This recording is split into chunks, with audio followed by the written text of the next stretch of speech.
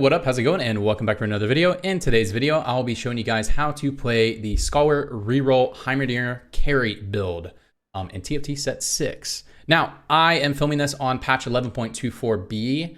If you're watching this on a later patch, I will make sure you look at the pinned comment. If there's any changes to the build, I usually put it in the pinned comment, so just look out for that if you're watching this on a later patch. If not, if you're watching it now, then cool, we're good to go. So I actually played this build a lot on 11.24. And I've played it a little bit on 11.24b. I actually played it a couple times today. And the build feels about the same. Maybe it's a little bit different, but cool. Before we get into item star, augments, game plan, that's kind of like what we go through at the beginning. I just want to say this build is extremely flexible.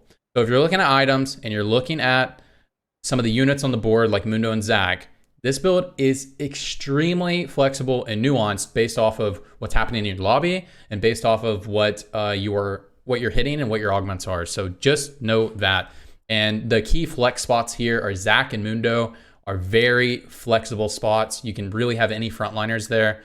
So just know that before we get into it. Okay, so some item starts. We're gonna go tier or rod. That's gonna be your best bet. We use a lot of tiers, we use a lot of rods. We get extra, we can keep using them. After that, you just want not AD items, not BF, bow, or glove.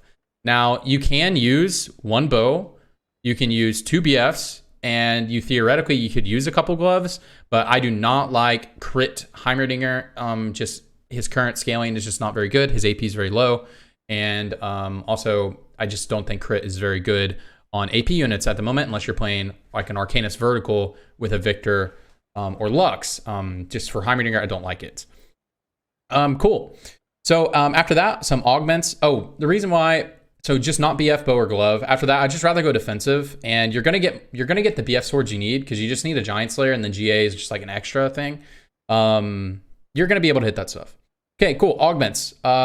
Scholar emblems are gonna be very good. I don't go for lifelong learning. Don't really like lifelong learning. Maybe it'll be good on the patch you're watching, but I do not like lifelong learning. Healing augment. So any type of healing augment is extremely good. Like Thrill is really, really, really good on Heimerdinger, and Ascension is obviously good. And after that, econ augments are very strong. Okay, cool. So what's the game plan? How do we actually get to this board? So I'll talk about early game in just a second, but let's talk about the overall game plan of how to play the comp. So we're going to econ and play strongest board into a level 6 roll down to spike. Either you want to hit this 4 scholar board, like let's say you have a scholar emblem, so you don't need to hit Janna. You want to hit a 4 scholar board, or just a strong board and like a Heimerdinger 2 mid game, somewhere on stage 3. Or, if you're really healthy, you can do it on stage 4. You can go fast 7 if you want. But most of the time when I play the build, I end up having to roll down on 6, basically at second augment round. I usually roll down to stabilize, and I'm using like Yordles in order to make extra econ so that I can do that without feeling punished. After you do that, if you do roll to stabilize, you can stay 6 to slow roll for your 3 stars, or you can push to 7 and slow roll on 7. Okay. Let's talk about this. As I said, the way you play this build is very nuanced. This is kind of like something that I try to do every game. I always try to go level 7. I roll to spike, but I try to go to level 7 to roll again. I don't try to slow roll on 6 because it's really difficult to hit Janna. It's really difficult to hit Mundo. It's really difficult to hit like Braum and stuff like that if you end up wanting to play them. And it's hard to just like fit everything you need. So I do really like going to 7, and especially if I'm playing Yordles and I have a little bit of an econ advantage. If I'm playing 3 Yordle, I'll just like push levels like crazy to get my Yordles in and have a strong board at the same time. My econ will recover because you really do want to be level 7 on stage 4. At least the way that I play it, I really like to be level 7 on stage 4 so that I can hit things like Janna, Mundo, hit our Liss and Heimer a little easier and stuff like that. Cool. All right, so how do we get to this board? How do we play the early game? So early game, who your item holder is going to be? It's going to be TF and Ziggs are your item holders, and then to a lesser degree, Twitch. Now, if you don't know the tech, Blue Buff is a very good item on Twitch because he has 30 mana or 35 mana, so he insta-cast basically. Very strong. Also a good user of Giant Slayer, obviously. And then if you end up having the toss, like if you end up building an Archangel early game and you have to put it on him, so be it. He has okay AP scaling. You're only going to play him for stage 2 in the early parts of stage 3 anyway, so it doesn't matter. But yeah, easiest transitions are going to be TF and Ziggs. You can play around like Yordles and stuff like that, make extra econ, hit your Heimerdingers a little easier. But if you don't hit any of that and you just get like a Chemtech opener, you hit a Liss, you can carry a Twitch and then kind of transition that into a Heimerdinger carry into this type of board right here. Cool. So in the early game, we're going to play around Arcanus, Yordles, and Kimtex. Remember, you're only going to play around Kimtex if you have a Twitch carry or you hit an early Lissandra. All right, mid to late game. So let's talk about this stuff. So this is our mid to late game board right here, right? We are going to add some stuff to it for the late game, for the hyper late game. But this is like when your build is complete. We will add some stuff at level 8 and we can pop some stuff out and flex some stuff out for some better units like Zyra for Yuumi. But overall, this is your board. But you can do more stuff, and we're going to talk about it. So first, let's get into the items. So Heimerdinger, best items are going to be Blue Buff, Archangel, GS. Blue Buff and Archangels feel like it speaks for themselves. GS, if you're wondering about the GS, the reason why we build GS on Heimerdinger is for 2 reasons. The first reason is something very important to think about when you play AP comps, is that how are you going to use the AD items that you get? Because you're going to get AD items most of the time, even if you only go for AP items at the carousel. That just happens. So how do you get rid of your swords and your bows? Good way to get rid of a sword and a bow is make a Giant Slayer, right? Great way to get rid of the item. Boom, bam, boom, Bob's your uncle. The other reason why we do it is because Heimerdinger, the problem with Heimerdinger is he doesn't have backline access at all. This comp lacks a lot of backline access except for Zyra. And then Yuumi when you add her later. So it's really difficult to get backline access. So the way that you get backline access is by killing the front line quicker. Killing them and getting to that backline. So that's why we go for Giant Slayer. You will get really stuck on some super tanks if you build Heimerdinger, and you'll end up taking a 15 health loss. Whereas if you had a Giant Slayer, you would deliver them a 15 health loss. You know what I mean? So yeah. But some other items that are decent on Heimerdinger are Gunblade, Deathcap, and Jeweled Gauntlet. I don't really like Gunblade. It is a good item, and I do build it sometimes. I built it today when I played the build. But I'd rather just get healing from like Celestial or Thrill. I really like Thrill on Heimerdinger so that I don't have to build Gunblade. And then after that, Deathcap is very good, and Jeweled is fine if you want to do like Jeweled. Infinity Edge is fine, but a lot of people build Bramble Vest, and also I just don't like the crit scaling on Heimerdinger very much. I much prefer like an Archangels or a Deathcap. Cool. On Lissandra, it's Morello GA +1. If you're actually carrying your Lissandra, then it's definitely Archangel.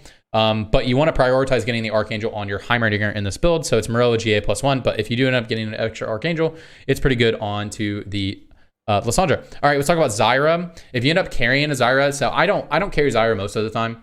I think I've only carried Zyra like one time. But if you end up carrying a Zyra, you get like really good Zyra items. Like some of the good items are like Sojin, Archangel, and I like a QSS on her, so she just keep like being annoying. She's not like damage carrying, she's utility carrying. But you know, most of the time, unless I'm playing 6 Scholar, I end up pivoting out of Zyra anyways. But if you end up getting a 3-star Zyra, I mean, 3-star Zyra slaps. So yeah, just toss a Sojin, a QSS, and maybe an Archangel if you want to, and you're good to go. All right, cool. So let's talk about some of the flex options in this build. As I said, this is the completed board, but there's a lot of stuff you can do to it and a lot of pieces you can bring out. So remember, play around your augments. You have like enchanter augments or something like that. You can play some more enchanters. And if there's a lot of AP, obviously play more enchanters. If you have socialite augments, make sure you get your socialites in.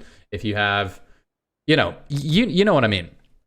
But when you're flexing this comp, you can just pile on enchanters and socialites as you level. So you can just put in like an Ori. You can put in a Seraphine, stuff like that. As you level, you can put in a Galio if you want to, if it makes sense for your comp. Or you can just play around Leona, Braum, Mundo, Zac. So you can play Mundo, Zac here, or alternatively, if you have a really tanky Taric, you could just play like an Ori and, an Ori and something else, right? You can play 6 Scholars, right? And yeah, cool. You can also pivot out of this comp altogether. The point I'm trying to make is like, just make a board that has a front line, has your carry, has good items, and you have some utility, right? That is what you're looking for. Cool. You can also just pivot out altogether to legendaries. So a lot of times I'll use Heimerdinger, even a Heimerdinger 3 in order to get to a legendary comp, either to get to level 9 and get a legendary comp going, or I have a lot of gold at 8 and I end up having a 2-star legendary. You actually have a lot of flex options. Even with a Heimerdinger 3, you can end up selling him for a Victor 2. Like these items work really well in Victor 2. And then if you look at these items, who uses these items really well? I can think of a couple. Victor uses these items really well. Obviously, you'd rather have Morello on someone else, but Kaisa uses these items really well. Akali uses these items really well. So this build is very cool that it has like an extremely high cap because you can just pivot out and these items actually work really well on a lot of legendaries. So just keep that in mind when you're playing the build. But if you don't know how to do that, just play big, tanky, beefy boys, whether that's Leo and Braum or Galeoprom, or Zach Mundo, and Tarek. Obviously, Tarek's one of them beefy boys in there. Just play some beefy boys, play some scholars, enchanters, socialites, and you'll be good to go. And as you start to play the comp a lot more and you get used to like what the games look like and get used to recognizing your games, you'll know what units you need to have for each game. But yeah, again, I just want to reiterate, this comp is extremely flexible and you're really based on what's happening in the game. But if you don't know what to do, big beefy boys, CC units, scholars, enchanters, socialites. There you go. That's how you do it. All right, guys, that's going to be it for the video. I hope you guys learned a lot. If you did, make sure and let me know in the comment section. It helps me out a lot on YouTube, and I do read everything and I respond to most comments. And yeah, if you like the video and you gain value from it, if you give it a like, that helps me out a lot on YouTube. It doesn't cost you anything. I'd appreciate it. Other than that, if you guys want more of me, I do stream at twitch.tv/TradingTFT. I post some TikToks at tiktok.com/TradingTFT. And I post nearly every day on Twitter at twitter.com/TradingTFT. Anyways, I appreciate all of you for watching the video all the way to this point, and I hope you guys have a good night, have a good day, wherever you are. I just hope you're doing well. All right, see you guys. Bye-bye.